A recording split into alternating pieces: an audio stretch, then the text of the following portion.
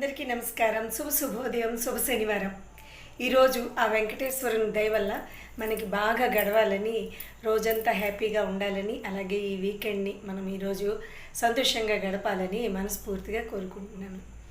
ఈరోజు మాట ఏంటంటే, తనని తాను గెలవని వాడు ఎవ్వరిని కూడా గెలవలేడు. తనని తాను గెలవడం వాడు ఎవ్వరినీ గెలవలేడు. తనని తాను గెలవడం అంటే ఏంటి? తనని తాను గెలవడం అంటే తనలో ఉన్న నెగిటివిటీ, తనలో ఉన్న చెడు గుణాలు ఏవైతే ఉంటాయో ప్రతి మనిషికి ఏవో ఒకటి ఉంటాయి. వాటిని తనే గెలవాలి.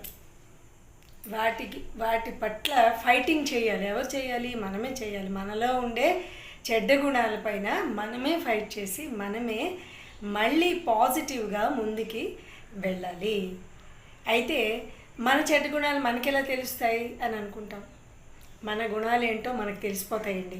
మనం ఏం చేస్తున్నామో, మనం ఏం మాట్లాడుతున్నామో, మనం మాట్లాడే మాటలకి ఎదుటి వాళ్ళు ఎలా రియాక్ట్ అవుతున్నారు, వాళ్ళు ఎలా ఫీల్ అవుతున్నారు, ఇవన్నీ మనకి ఎప్పటికప్పుడు తెలుస్తూనే ఉంటాయి.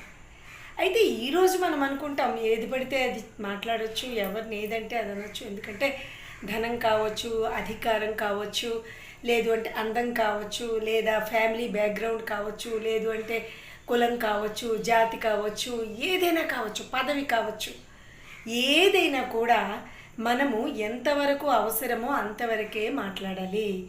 ఎదుటివారిని అనవసరంగా బాధ పెట్టినప్పుడు మనం ఏమవుతుందంటే, అఫ్కోర్స్ ఎవరు ఏం చేయలేకపోవచ్చు, కానీ మనసులో బాధపడతారు.